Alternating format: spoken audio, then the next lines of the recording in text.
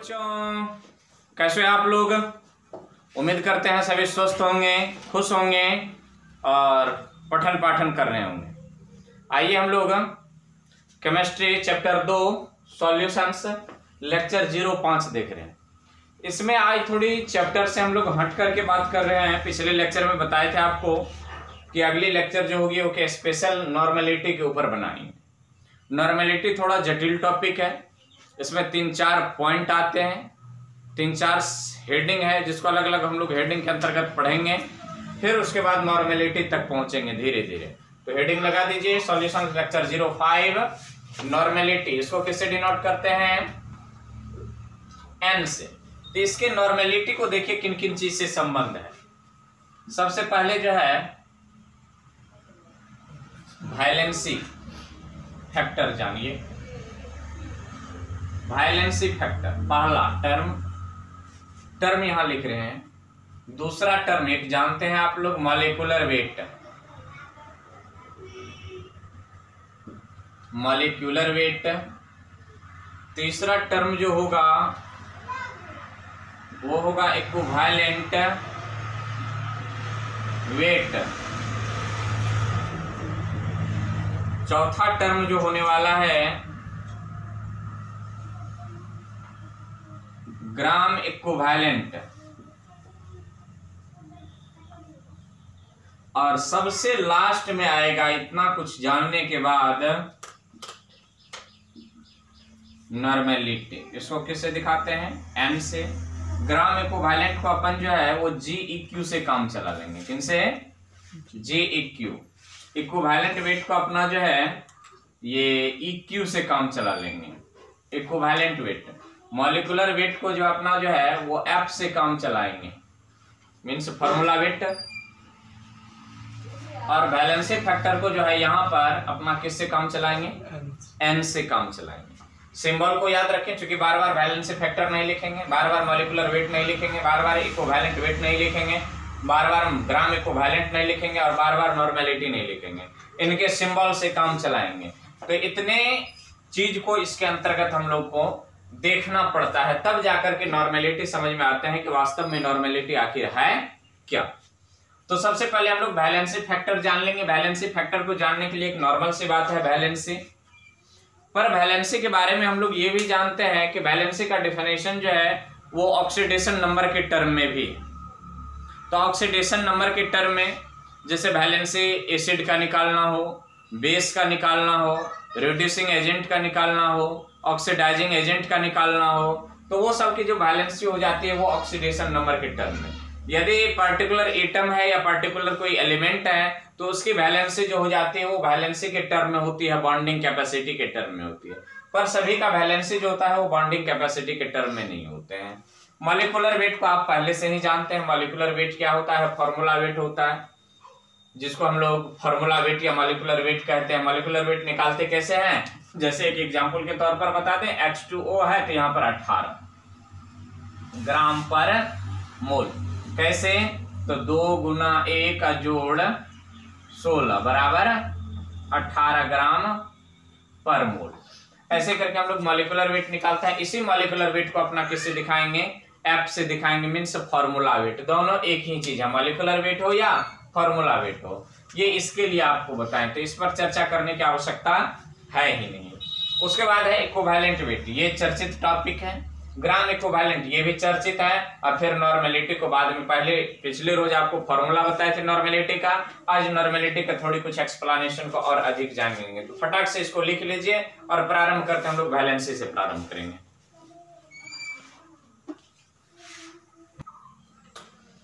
तो आइए हम लोग वैलेंसी फैक्टर को अलग अलग टर्म में जानते हैं। देखिए, नंबर 1, यदि एटम की बात, किसकी बात हो जाए?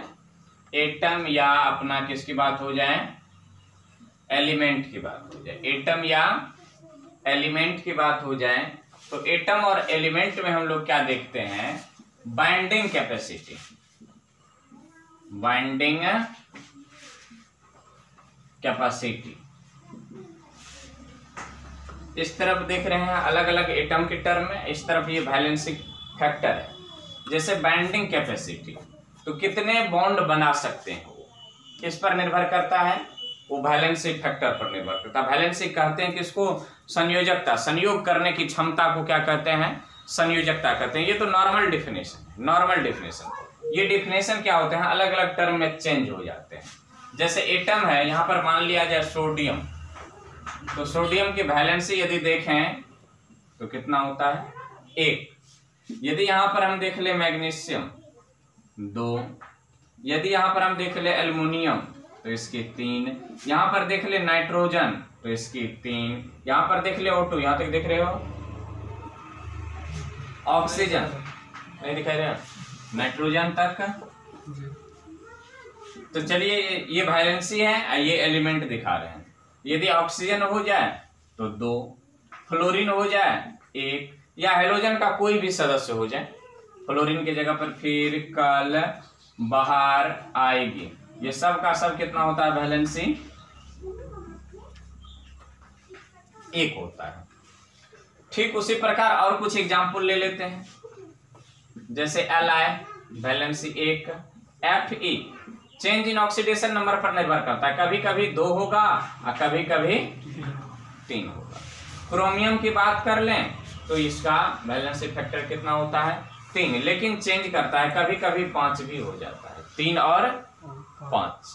यदि हम मैग्नीज की बात कर लें Mn की, तो ये ऑक्सीडेशन नंबर पर निर्भर करता है, 2, 5, 7, ये इसकी वैलेंसी होती है। तो ये ऑक्सीडेशन नंबर पर निर्भर करता है कि कितनी इसकी वैलेंसी होगी या नहीं होगी। तो ये कंबाइंड कैपेसिटी, ये आप अंडर 10th से ही पढ़ते होंगे। वैलेंसी किसको कहते हैं, तो वैलेंस इलेक्ट्रॉन जितना होता है, 8 में से वैलेंस इलेक्ट्रॉन को घटा देते हैं तो वो क्या निकल जाता है, उसका वैलेंसी।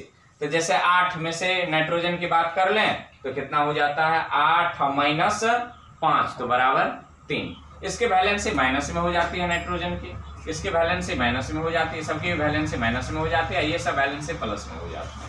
ये मेटल और नॉन मेटल की कहानी है जो पहले से ही जानते हैं, तो इसको फटाक से आप नोट कर लीजिए। वैलेंसी के दूसरे टर्म पर हम लोग विचार करते हैं। तो चलिए इनको इरेज करते हैं, छाप लिए होंगे। नंबर 1 वैलेंसी फैक्टर जो देखें एटम या एलिमेंट के टर्म। दूसरा टर्म जो हम लोग देखेंगे वो देखेंगे रेडिकल के टर्म में। किसके टर्म में, रेडिकल।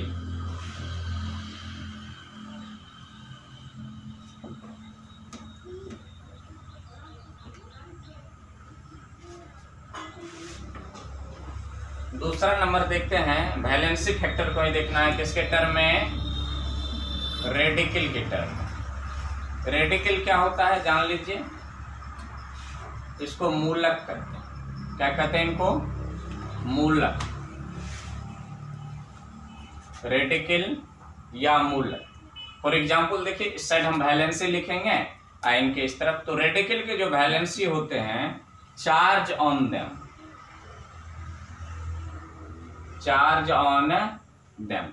जिस रेडिकल पर जितना चार्ज होगा वो उसका उतना वैलेंसी होगा। जैसे यहां पर देख लीजिए, ऊपर से हम कुछ दे रहे हैं, जैसे SO4 डुअल माइनस, देख रहे हैं, तो इसकी वैलेंसी कितनी हो जाएगी, 2। वैलेंसी को प्लस माइनस से कोई लेना देना होता नहीं है। जैसे देख ले यहाँ पर CO3 डबल माइनस, तो वैलेंसी कितनी हो जानी है, 2। बैलेंस से कितने हो जाएंगे, 2। जैसे देखना है PO4 ट्रिपल माइनस, तो इसके बैलेंस से कितनी हो जाएगी, 3। जैसे देखना है Cl माइनस, तो बैलेंस से 1। F माइनस, बैलेंस से 1। ये तो माइनस वाले टर्म में आ गए। जैसे कहीं पर मिल जाए Mg+2, Mg2+, तो बैलेंस इसके कितनी हो जाएगी, 2। तो जैसा रेडिकल पर जितना चार्ज हो उतना क्या करेंगे, इसकी हम लोग वैलेंसी काउंट कर लेते हैं। तो फटाक से इनको छाप लीजिए। तो रेडिकल के टर्म में चार्ज ऑन देम, जितना उस पर चार्ज होगा उतना उसको हम लोग कर लेंगे। फटाक से छापिए। तो उम्मीद है इनको लिखे होंगे और समझने में भी कोई दिक्कत नहीं होगी। दिक्कत की बात क्यों नहीं कर रहे हैं कि आप लोग 12th में हैं और ये सारे के सारे फैक्टर आप पढ़ करके आए हैं, और ये सब तो 10th स्टैंडर्ड में भी पढ़ाए जाते हैं कि इसका ये होता है, इसका ये होता है। जैसे फार्मूला बनाने के क्रम में यहीं से फार्मूला भी बनाते हैं, हम एक बना करके दिखाते हैं। जैसे कहेगा कोई Mg है और वो प्लस चार्ज है, और यहाँ पर क्या है PO4 है, और इसका माइनस ऐसे लिखते हैं 2 प्लस है, और यहाँ पर क्या है 3 माइनस है। इसका यौगिक बनाना है, तो इसके वैलेंसी को इसके जड़ में, इसके वैलेंसी को इसके जड़ में दे देते हैं, तो क्या बन जाता है Mg3 और PO4 का होल्ड। आई बात समझ में? ऐसे ही फॉर्मूला बनाते हैं। और मूलक लिख सकते हैं आप, AOH माइनस हो जाए तो क्या हो जाएगा 1, वैलेंसी 1। तो इस तरह से हम लोग वैलेंसी फैक्टर बनाते हैं। और इस वैलेंसी फैक्टर का उपयोग कहाँ करते हैं? एक तो इक्विवेलेंट वेट में करते हैं, और दूसरा यहाँ पर देखिए यदि हमें फॉर्मूला बनाना है मूलक से तो यहाँ पर बनाते हैं। इसी को यदि हम लोग क्या करते हैं, जैसे मान लिया जाए यहाँ पर ले लिया कैल्शियम 2 प्लस और Cl माइनस, बनाना है इसका तो -1 होता है, इसका कितना -1, तो इसको इसमें केवल न्यूमेरिकल वैल्यू को लिखते हैं, चिन्ह को नहीं। तो क्या बन जाता है CaCl2। ये पहले से भी आप लोग जानते हैं, यदि नहीं जानते हैं तो अभी जान लीजिए कैसे बनता है। ये निर्भर करता है किस पर? Valency factor. इसी को तो कहते हैं संयोग करने की क्षमता, पर इसकी मीनिंग अलग अलग जगह पर बदल जाती है। जैसे आपने देखा अभी रेडिकल के लिए चार्ज ऑन देम, जितना चार्ज होगा उस पर उसकी वैलेंसी हो जाएगी। आगे देख लेते हैं एसिड बेस की वैलेंसी कैसे निकालते हैं, तो फटाक से इनको नोट कर लीजिए। 1 2 3 4 5 छाप लिए होंगे, नहीं छापे तो स्क्रीन शॉट ले लीजिए।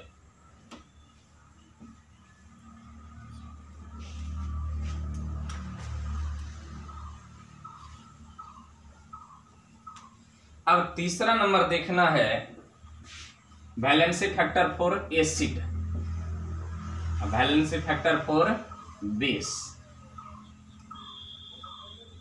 इसके लिए संरचना बनाना आवश्यक है, और मान करके चलते हैं कि आपको लेविस डॉट स्ट्रक्चर आते होंगे, ये मान करके चलते हैं। यदि लेविस डॉट स्ट्रक्चर नहीं आ रहे हैं तो अभी तीसरा नंबर जो लिखने जा रहे हैं फिर इसमें थोड़ी तकलीफ होने की बात है। तो तीसरा नंबर क्या देखने जा रहे हैं हम लोग? एन फैक्टर या वैलेंसी फैक्टर ऑफ एसिड। तो इसको देखेंगे एसिड का। तो एसिड का जो होता है वो वैलेंसी फैक्टर का नाम होता है बेसेसिटी। क्या नाम होता है उसका? बेसेसिटी। तो बेसेसिटी निकालते कैसे हैं?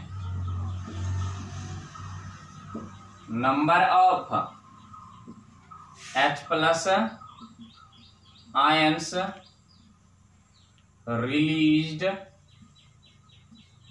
From acid. तो ये बेसिसिटी किसके बराबर होता है कि किसी एसिड से कितना H प्लस आयन निकला, किसी एसिड से कितना H प्लस आयन निकला है। तो H प्लस आयन जो भी निकलता है ना, डायरेक्टली यदि वो सेंट्रल एटम से जुड़ा हुआ हो तो वो H प्लस नहीं निकलता है, वो H प्लस नहीं निकलता है। फॉर एग्जाम्पल यहां पर देखें H2SO4, H2SO4। तो इनके हम बना लेते हैं स्ट्रक्चर। इनके जब हम स्ट्रक्चर बनाएंगे तो SO इसको क्या कर देंगे? डबल बॉन्ड, यहां पर आ जाता है H और यहां पर आ जाता है इनके H। तो यहां से ये H निकलेगा और यहां से ये H निकलेगा। टोटल नंबर ऑफ H कितना निकला? 2। तो यहाँ H कितने रिलीज हुए हैं? तो आगे चल करके हो जाएगा ये 2H plus plus SO4 dual minus. तो इसकी बेसिसिटी कितनी हो जाएगी? बेसिसिटी कितनी हो जाएगी? इसकी बेसिसिटी होगी 2। क्यों होगी 2? क्योंकि इससे कितने H प्लस आयन निकले? OH नहीं, H प्लस आयन। कितने H प्लस आयन निकले हैं? 2 H प्लस आयन निकले हैं, इसलिए इसकी बेसिसिटी 2 हो जाती है। समझे होंगे इसको, उम्मीद है। एक आधा और एग्जाम्पल ले लेते हैं। तो बेसिसिटी किसको कहते हैं? Number of H plus ion released from acid. Acid से कितना H प्लस आयन निकला है, उसी H प्लस आयन की संख्या को हम लोग क्या कहते हैं? बेसिसिटी कहते हैं। छाप लिए होंगे। चलिए 1 2 3 4 5 छाप लिए होंगे। तो ये सबको पूरे को मिटाते हैं, ऊपर से लेते हैं एक आध एग्जाम्पल और लेते हैं।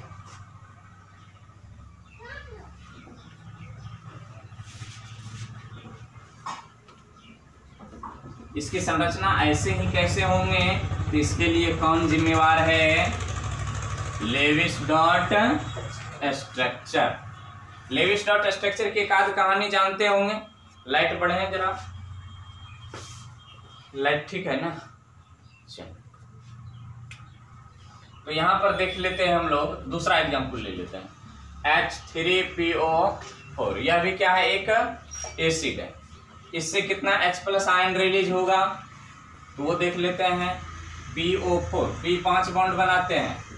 O O O ना मा सी, कितने बॉन्ड बना लिया? 5 बॉन्ड। इसके साथ कौन होगा?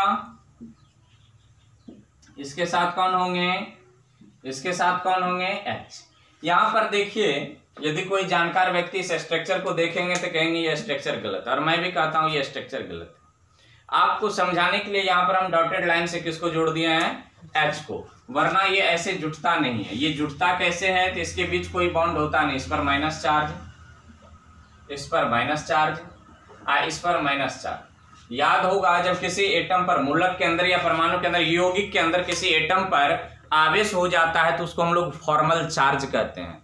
फॉर्मल चार्ज निकालते कैसे हैं? तो इसका टोटल वैलेंस इलेक्ट्रॉन माइनस इसके जितने लॉन पेयर है माइनस जितने बॉन्ड पेयर बटे 2, ऐसे निकालते हैं इसके हम लोग फॉर्मल चार्ज। तो यहाँ पर H है, यहाँ पर H+, यहाँ पर H+, यहाँ पर क्या हो जाता है? H+।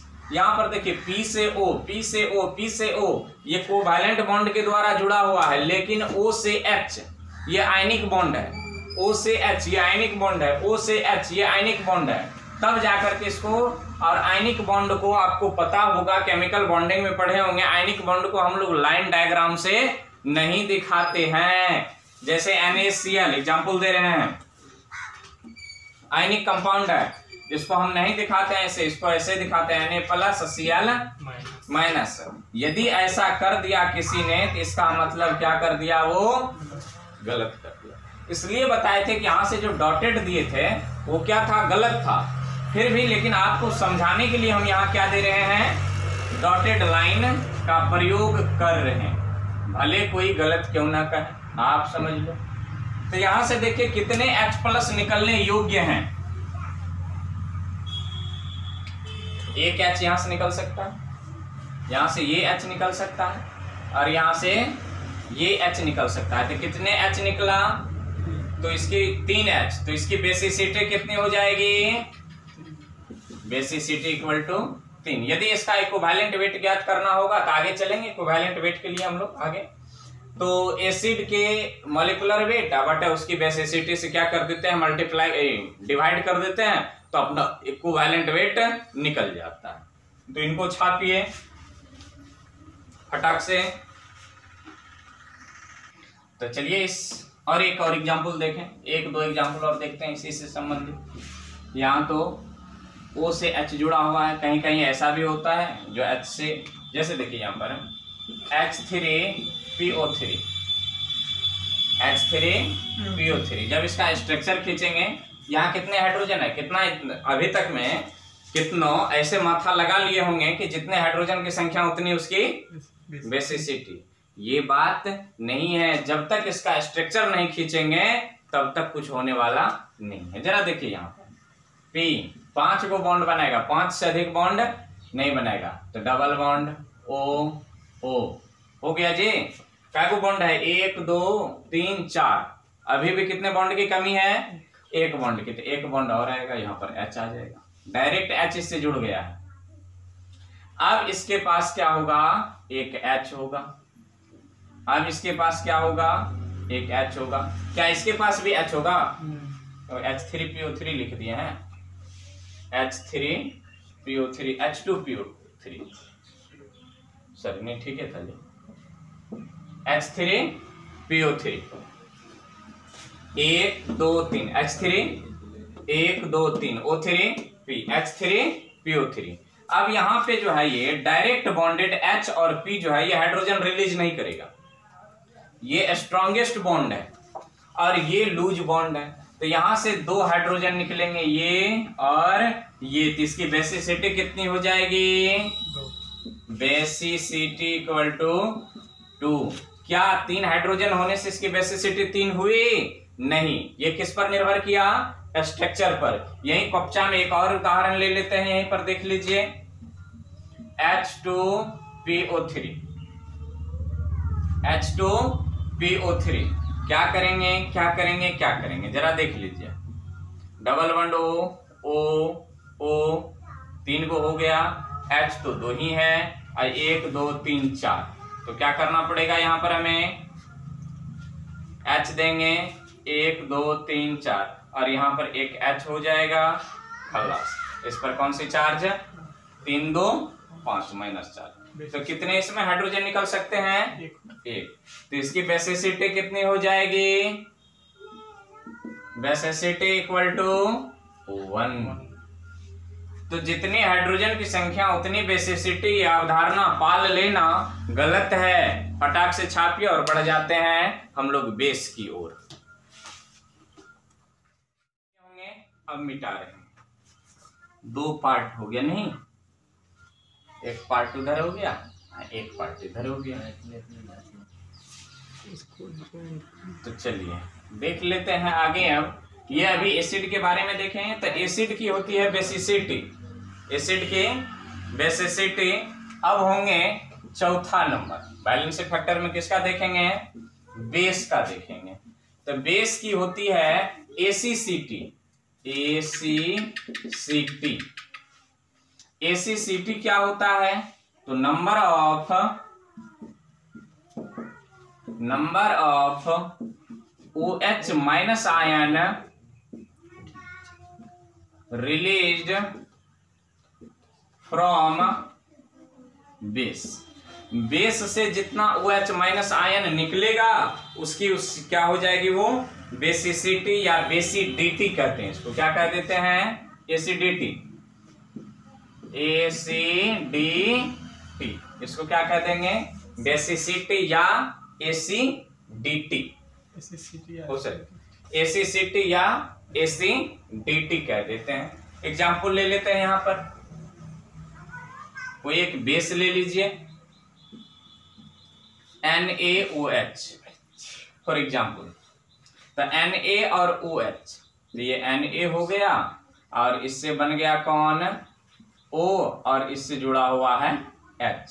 तो यहां से कितने OH निकलेंगे? 1। तो इसकी एसिसिटी कितनी हो जाएगी? एसिसिटी इक्वल टू 1। तो इनको फटाक से नोट कर लीजिए, 2-3 एग्जाम्पल लगातार ले लेंगे, फिर इसको हटा देंगे। तो यहां देखिए CaOH, कितने OH है? यहां सभी OH रिलीज हो जाएंगे। तो एसिसिटी कितनी हो जाएगी इसकी? 2। AlOH का होल 3, कितने OH? 3। तो बेसिसिटी एसिसिटी 3।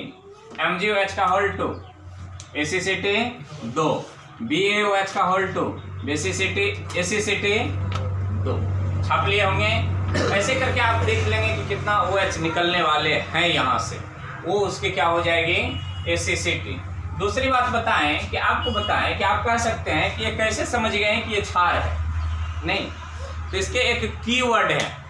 कौन से कीवर्ड? एक कीवर्ड है इनकी, वो कीवर्ड ये है कि किसी भी धातु का ऑक्साइड या हाइड्रोक्साइड, किसी भी धातु का ऑक्साइड या हाइड्रोक्साइड प्रायः क्षार होते हैं, बेस होते हैं। इसलिए ये धातु है, हाइड्रोक्साइड, धातु हाइड्रोक्साइड, धातु हाइड्रोक्साइड, धातु हाइड्रोक्साइड, अतः ये क्या है? बेस है। और किसी भी अधातु का ऑक्साइड या हाइड्रोक्साइड प्रायः एसिड होते हैं। इसलिए देखे होंगे यहाँ पर H3PO और अधातु ऑक्साइड मिलाकर के ऑक्साइड हाइड्रोक्साइड दोनों बना देता है, अतः ये क्या है? एसिड है। और यहाँ पर ये धातु हाइड्रोक्साइड ये क्या हो गया, बेस हो गया। यही इनके कहानी है। तो चलिए इनको नोट कर लिए होंगे। एक आध टर्म है, देख लेते हैं, फिर उसके बाद हम लोग जारी करेंगे इनको।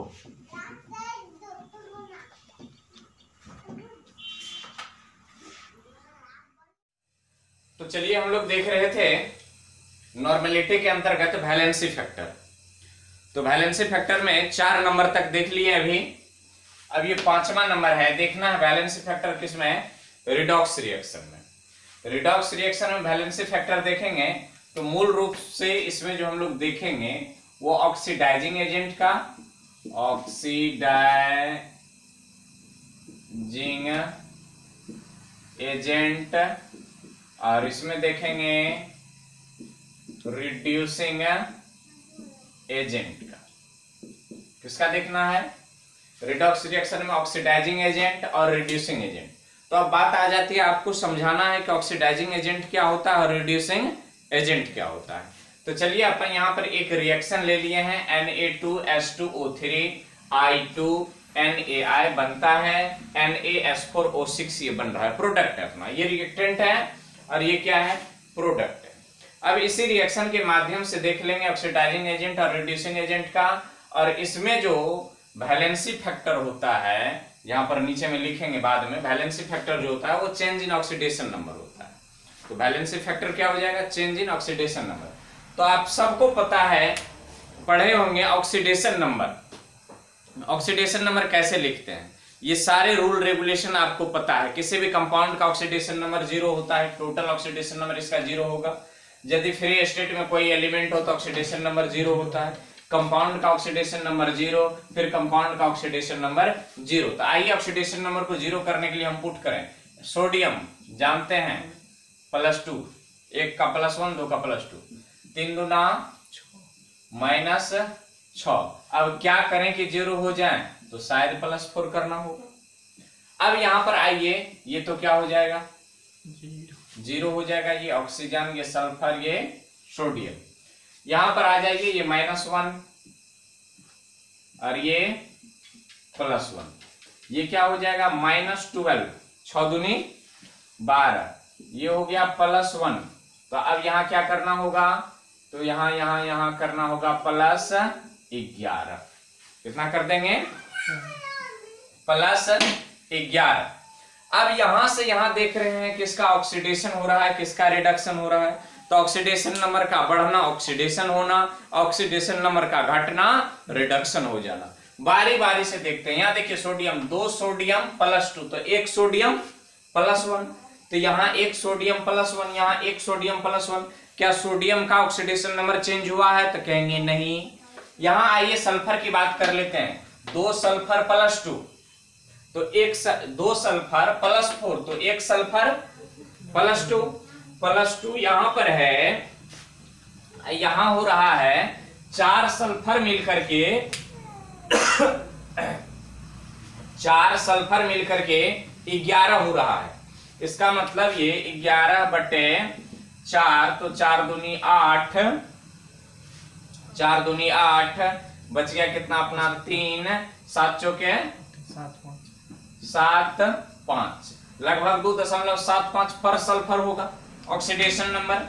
तो यहां पर इसको मिटा रहे, मोटा मोटी जान लिए 2.75। यहाँ पर क्या है, पर सल्फर 2, तो 2 से 2.75 होना मतलब क्या हुआ है, बढ़ा है ऑक्सीडेशन नंबर। तो इसका क्या हुआ है, इसका ऑक्सीडेशन हुआ है, इसका ऑक्सीडेशन हुआ है। यहां पर देखिए आयोडीन है फ्री स्टेट में, इसलिए 0, यहां आयोडीन -1, तो 0 से -1 हुआ है, घटा है कि बढ़ा है, तो घटा है। तो यहां पर क्या हो जाएगा, रिडक्शन। अब आइए ऑक्सीडाइजिंग एजेंट,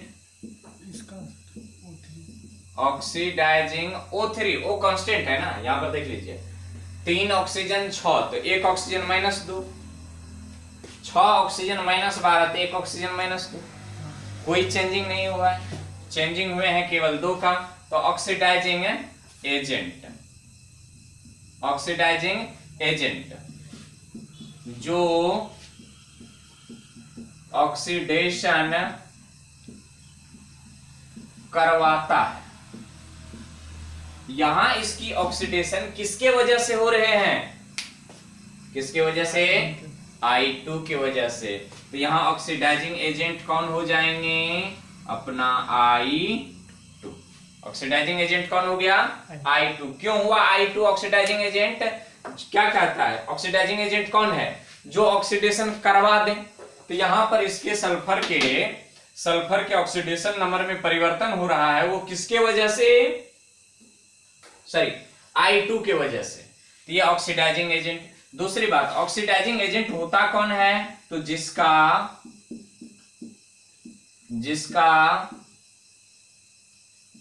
रिडक्शन हो किसका रहा है, आयोडीन का ना। तो इसका मतलब आयोडीन क्या है, ऑक्सीडाइजिंग एजेंट। उम्मीद करते हैं ये बातें समझ में आए होंगे। ऑक्सीडाइजिंग एजेंट कौन हो गया, ये। चलिए नीचे लिख रहे हैं अब रिड्यूसिंग एजेंट, दिखाई दे रहा है, रिड्यूसिंग एजेंट कौन है, जो रिडक्शन करवा दे, जो रिडक्शन करवा दे। तो रिडक्शन कौन करवाता है, या जो रिडक्शन करवाता है, रिडक्शन यहां करवाता कौन है, यहां रिडक्शन करवाता कौन है। तो यहां हम लिख सकते हैं इसको, यहां नीचे दिखाई पड़ रहा है, जिसका नहीं दिखाई दे रहा है, जिसका ऑक्सीडेशन होता है,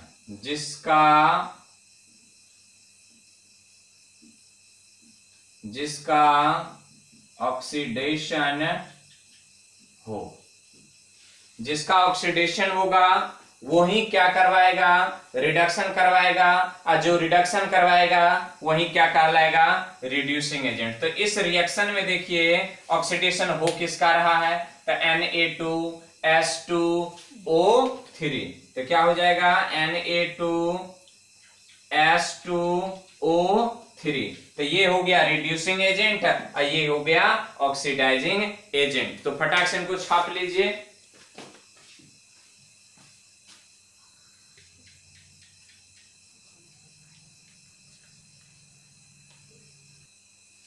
तो इनको छाप लिए होंगे।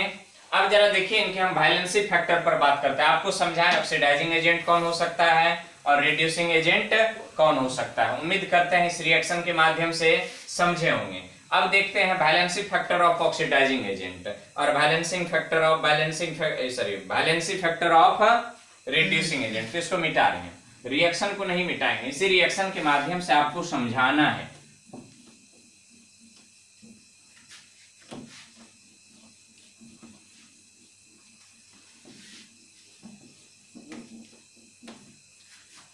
तो अब जरा यहां पर हम ऑक्सीडाइजिंग एजेंट को OA लिख लें और रिड्यूसिंग एजेंट को RA लिख लें। ऑक्सीडाइजिंग एजेंट मींस OA और रिड्यूसिंग एजेंट मींस RA। तो आइए यहां पर देखते हैं वैलेंसी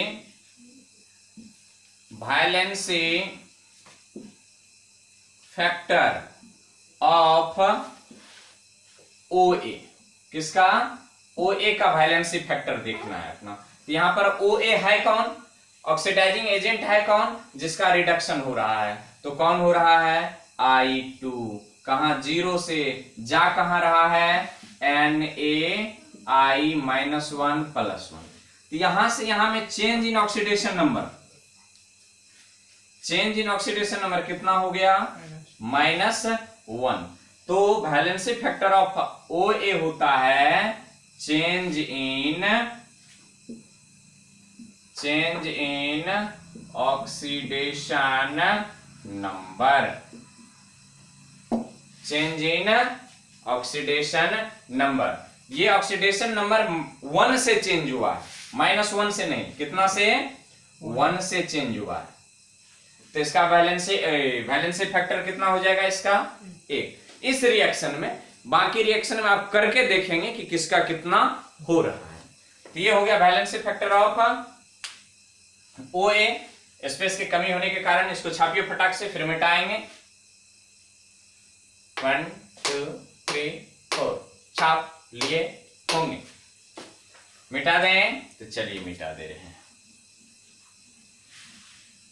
हाँ, याद रखेंगे ऑक्सीडेशन नंबर जो है ईच एटम देखना है, हमेशा ईच एटम देखना है, मीन्स प्रत्येक एटम पर देखना है। अब क्या देखेंगे, वायलेंसी फैक्टर ऑफ आर ए। तो यहां पर आर ए का क्या होगा, फिर वही कहानी, change in oxidation number, change in oxidation number. तो ऑक्सीडेशन नंबर चेंज कहां से कहां तक हो रहा है, तो RO जिसका ऑक्सीडेशन होगा तो क्या हो गया, Na2S2O3। यहां पर ये सेम है, ये सेम है, इसका हो रहा है सिंगल एटम +2। सिंगल एटम कितना हो रहा है, यहाँ +4 है, यहाँ +2 लिखे हैं। याद रहे यहां पर हम 2 एटम के लिखे हैं, यहां पर हम लिखे हैं सिंगल एटम। हमें जरूरी किसकी है, सिंगल एटम। ये जा कहां रहे हैं, ये जा रहे हैं NaS4O6। यहां सिंगल एटम यदि देखें तो 2.75। तो ये चेंज कितना से हुआ है, 0.75 से चेंज हुआ है। तो इसका क्या हो जाएगा, valency factor, valency factor equal to कितना हो गया, 0.75। अब कहोगे हमेशा यही होगा, नहीं जी, आपको निकालना है। क्या करना है, निकालना है। तो ये वैलेंसी फैक्टर आपको बताएं हम कैसे निकालते हैं। तो किसी भी रिड्यूसिंग एजेंट या ऑक्सीडाइजिंग एजेंट का वैलेंसी फैक्टर जो होता है वो चेंज इन ऑक्सीडेशन नंबर होता है। अभी देखिए उसमें भी चेंज इन ऑक्सीडेशन नंबर लिखे, इसमें भी चेंज इन ऑक्सीडेशन नंबर। यहाँ कैलकुलेट करके आया ईच एटम, यहाँ 2 है इसलिए +2 नहीं, एक एटम पर लिखा गया। यहाँ देखिए 2 है तो 4, तो 1 पर लिखें तो 2। जब भी ऑक्सीडेशन नंबर कैलकुलेट करना हो या देखना हो या उससे संबंधित तो कोई भी अवधारणा प्रस्तुत करना हो तो ऑक्सीडेशन नंबर को प्रति एटम देखना है, प्रति एटम, प्रति एटम, प्रति एटम। आई बात समझ में? तो चलिए उम्मीद करते हैं आपको वैलेंसी फैक्टर समझ में आए होंगे। ये वैलेंसी फैक्टर किसी किसी का बदल भी जाता है। तो 2 यौगिक हम लेंगे, स्पेशल यौगिक, और दोनों का वैलेंसी फैक्टर देखेंगे। अम्लीय माध्यम में क्या होता है, क्षारीय माध्यम में क्या होता है, और उदासीन माध्यम में क्या होता है। 2 मशहूर ऑक्सीडाइजिंग एजेंट है, मशहूर ऑक्सीडाइजिंग एजेंट। तो इनको पहले आप छाप लीजिए, मिटा करके हम उनको लिखेंगे। तो यहां हम स्पेशल रूप से देख रहे हैं valency factor of KMnO4, special रूप से इन एसिडिक मीडियम। यदि माध्यम कैसा हो जाए, एसिडिक मीन्स H+ माध्यम। ये H+ का माने ये रिएक्शन में भाग नहीं ले रहा है, ये दर्शा रहा है कि अभिक्रिया किस माध्यम में हो रही है, अम्लीय माध्यम में। तो आगे कुछ भी क्यों नहीं हो जाए, Mn किस में बदल जाना है, इसको Mn+2 में। तो देख लीजिए -8 +1, तो ये क्या हो जाएगा, +7। यहां क्या हो गया, +2। तो यहां देखना है कितना से चेंज हुआ है, 5 से। ये क्या है, change in oxidation number equal to valency factor. तो एसिडिक मीडियम इसका वैलेंसी फैक्टर कितना हो जाना है, 5। अब देख लेते हैं बेसिक मीडियम में,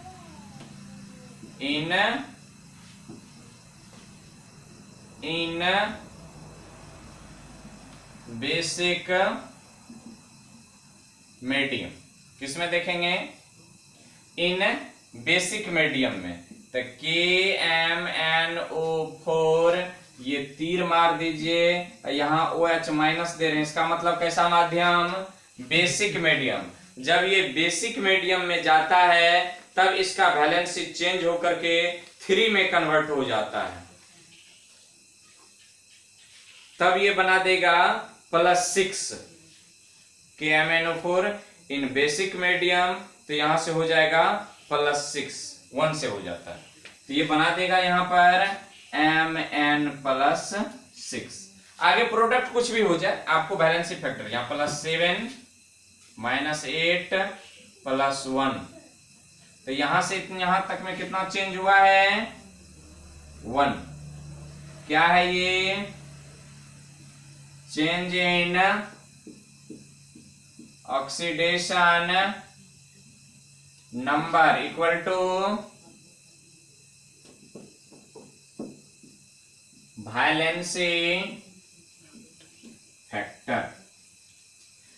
एक माध्यम ले लेते हैं, ऊपर से छाप लिए होंगे या नहीं छापे हैं तो छाप लीजिए। 1 2 3 4 5 6 7 स्क्रीनशॉट ले लिए होंगे। हाँ, ऊपर वाला को मिटाते हैं, इसको मिटा रहे हैं और लिखते हैं इन न्यूट्रल मीडियम। किसमें? न्यूट्रल मीडियम में।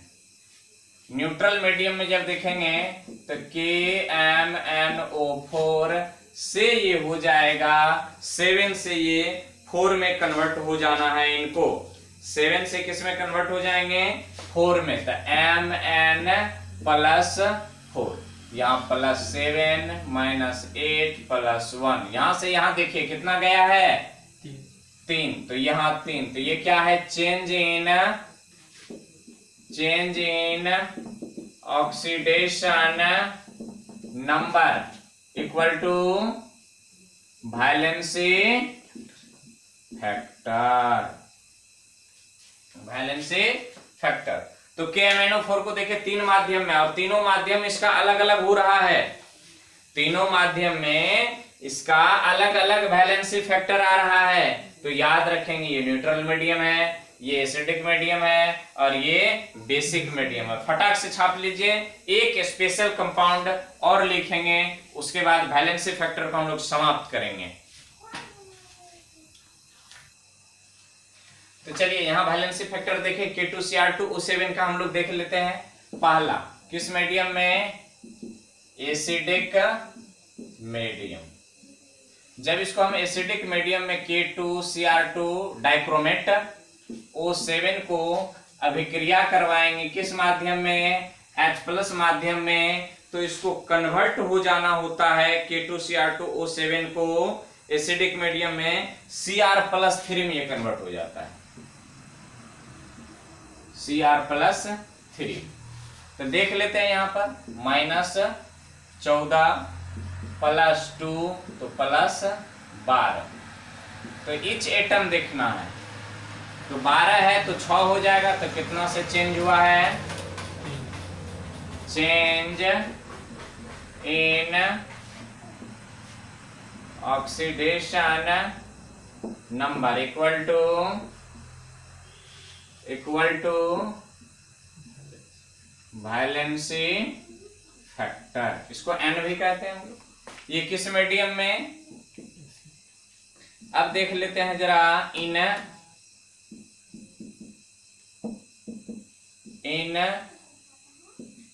Basic medium. किस में देखेंगे? बेसिक मीडियम में K2Cr2O7। यहां से इसको ले जाएंगे, ये चेंज होता है K2Cr2O7, ये एल्कलाइन मीडियम में नो चेंजिंग, +3 का चेंज होता है इसमें भी। Cr+6, तो Cr+6 है, यहाँ Cr2+6 है। तो चेंजिंग कितना से आया है? 3 से आया है एल्कलाइन मीडियम में। यहां भी +6 है K2Cr2O7। यहां देख लेते हैं 14 +12 +2। तो इच एटम 6, क्या लिखेंगे? No change. ऑक्सीडेशन नंबर में कोई चेंजिंग नहीं हुआ है, इसका मतलब इसका कुछ नहीं होगा एल्कलाइन मीडियम में। तीसरा नंबर न्यूट्रल मीडियम में। न्यूट्रल मीडियम, तो यहां लिखेंगे नो रिएक्शन, किसी प्रकार की रिएक्शन ही नहीं होगी न्यूट्रल मीडियम में। तो हम लोग वैलेंसी फैक्टर को लगभग कंप्लीट किए, सभी दृष्टिकोण से वैलेंसी फैक्टर को जान गए। अब नेक्स्ट स्टेप को अभी देख लेते हैं फटाफट शॉर्ट में, फटाक से इनको नोट कर लीजिए। तो नॉर्मेलिटी टॉपिक के अंतर्गत हम लोग मॉलिक्यूलर वेट, दूसरा नंबर मॉलिक्यूलर वेट या फार्मूला वेट हुआ करते थे, इस पर तो किसी चर्चा करने की बात ही नहीं है। जो मॉलिक्यूल्स का वेट होता है वही मॉलिक्यूलर वेट होता है। तो आइए चर्चा करते हैं हम लोग तीसरे नंबर की बात, इक्विवेलेंट वेट। तो इक्विवेलेंट वेट का यदि हम डेफिनेशन की बात कर लें तो इसको कहते हैं पदार्थ का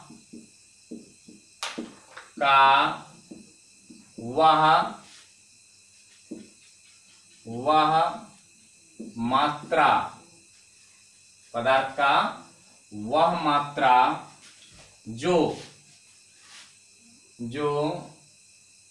35.5 भाग, यहां दिखाई पड़ रहा है 35.5 भाग क्लोरीन, 1 भाग, ये 1 है, 1 भाग हाइड्रोजन या 8 भाग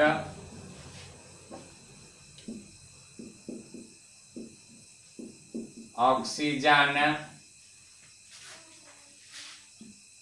को विस्थापित करता है, उसे इक्विवेलेंट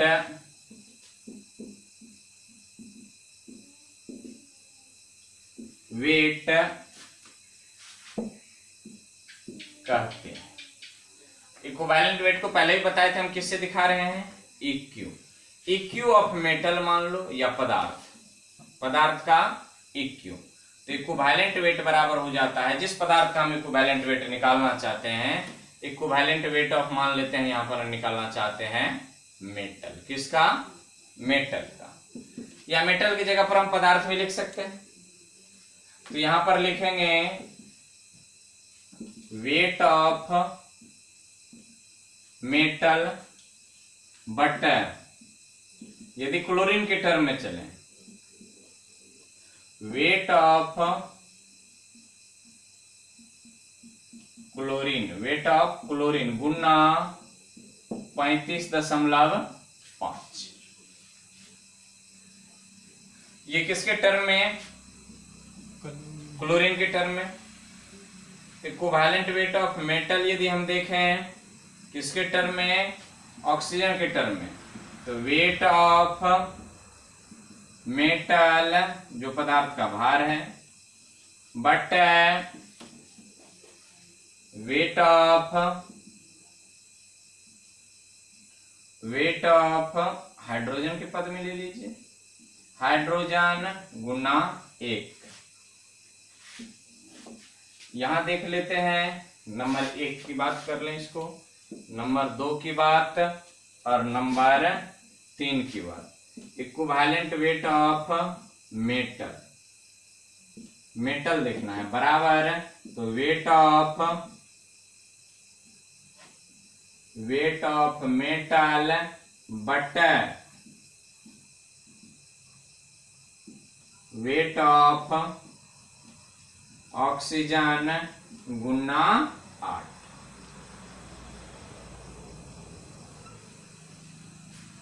ये हो जाती है इनकी फॉर्मूला डेफिनेशन से। अब देख लेते हैं कुछ फॉर्मूला देख लेते हैं, एसिड का, बेस का, ऑक्सीडाइजिंग एजेंट का और रिड्यूसिंग एजेंट का इक्विवेलेंट वेट का सूत्र कैसे निकालता है, फटाक से इनको नोट कर लीजिए। तो चलिए हम लोग एक साथ देख लेते हैं equivalent weight of acid, base, oxidising agent और reducing agent. Oxidising agent, reducing agent, इससे जस्ट पहले बताएं क्या होता है, वैलेंसी फैक्टर भी समझ रहे हैं। तो क्या लिखेंगे इक्विवेलेंट वेट ऑफ एसिड, तो molecular weight of acid but तो एसिड का वैलेंसी फैक्टर क्या था? बेसिसिटी। नहीं जी, बेसिसिटी या बेसिडिटी। बेस का देखिए तो मॉलिक्यूलर वेट,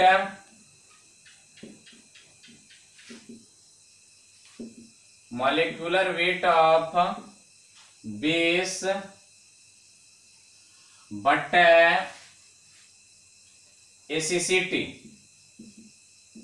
एसिडिटी कहिए या एसिसिटी कहिए। Equivalent weight of oxidising agent, तो मॉलिक्यूलर वेट ऑफ OA, इसका वैलेंसी फैक्टर क्या हुआ था? चेंज इन ऑक्सीडेशन नंबर ना, तो change in oxidation number. Equivalent weight of RA,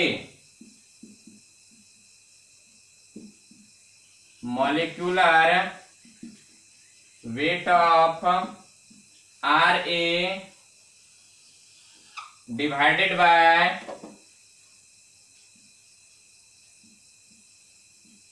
change in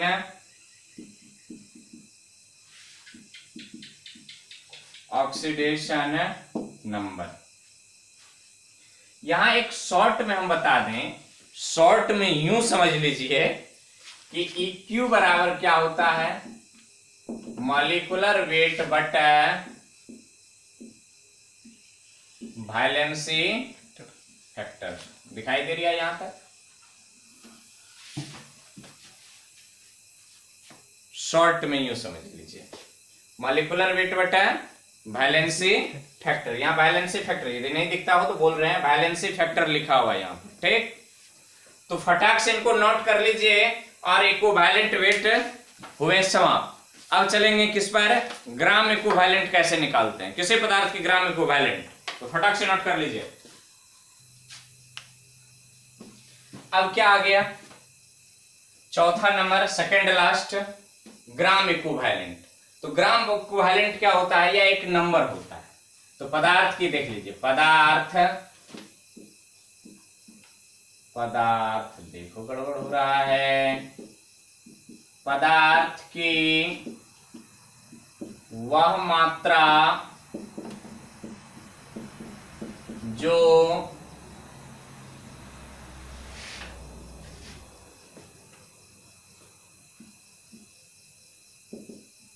equivalent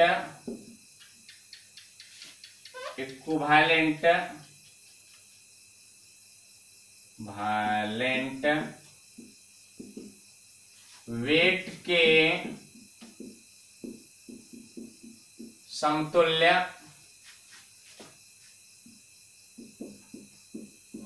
दूसरे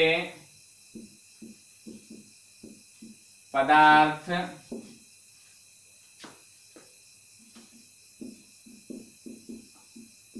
बराबर दूसरे पदार्थ से संयोग कर ले। इसको अपना GEQ से दिखाएंगे, पहले ही बताए थे। GEQ बराबर हो जाता है, GEQ बराबर weight of substance but equivalent weight of that substance. जिस पदार्थ का वेट लेंगे उसी पदार्थ का इक्विवेलेंट वेट। तो GEQ बराबर क्या हो जाएगा? वेट ऑफ ए मान लेते हैं तो but E of A, E for equivalent. यहां पर हम लिख देते हैं EQ इक्वल टू E। ऐसे निकलता है ग्राम इक्विवेलेंट। जब ग्राम इक्विवेलेंट आपसे गया हो निकल, तब जाएंगे किस पर, नॉर्मेलिटी पर। तो फटाक से इनको लीजिए छाप, 1 2 3 4 5 लिख लिए होंगे। आइए लास्ट टॉपिक, पहले भी पढ़ चुके हैं हम लोग, बस एक लाइन लिखेंगे नॉर्मेलिटी के बराबर। क्या लिखेंगे, मिटा रहे हैं इनको।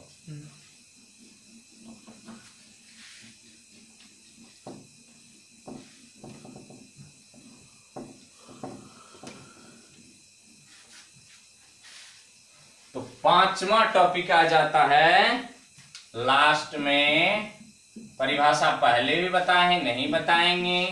Normality equal to gram equivalent but volume. तो इतना ये लेक्चर स्पेशल क्यों बनाए, ताकि आपको ग्राम इक्विवेलेंट निकालने के लिए आ जाए। जब तक आप ग्राम इक्विवेलेंट नहीं निकालेंगे तब तक आपको नहीं आएंगे। इस पर चर्चा हो चुकी है, इसलिए ज्यादा इसको हम डील नहीं करने जा रहे हैं। ठीक, रिलेशन भी हो गए हैं, मोलारिटी और नॉर्मेलिटी में रिलेशन भी बता चुके हैं। तो देखिए इस पर ज्यादा हम डीलिंग नहीं कर रहे हैं। आपको बताना था यहाँ पर हमें valency factor means equivalent weight कैसे ज्ञात करते हैं, इक्विवेलेंट वेट से ग्राम इक्विवेलेंट कैसे ज्ञात करते हैं, और जब ग्राम इक्विवेलेंट गया हो निकल, तब निकाल लेते हैं हम लोग नॉर्मेलिटी। तो हमें उम्मीद है कि आपको यह लेक्चर पसंद आए होंगे, समझ में भी आए होंगे। यदि पसंद आ गए हो, समझ आ गए हो, तो आप कर देंगे इस वीडियो को लाइक, शेयर और चैनल को कर लेंगे सब्सक्राइब यदि नए हैं। यदि पुराने हैं तो अपने मित्रों में भी इस लेक्चर को, इस वीडियो को शेयर कीजिए, ताकि अधिक से अधिक छात्र बंधुओं को इससे लाभ मिल सके। जो आज तक नहीं समझ रहे थे उनको समझ रहे हैं। तो इन्हीं चंद टॉपिक के साथ हम लेते हैं आपसे विदा। फिर मिलेंगे अगले एपिसोड में नए टॉपिक के साथ। तब तक के लिए शुभ विदा। खुश रहें, सुखी रहें, घर में रहें, कोविड-19 से बचे रहें। धन्यवाद।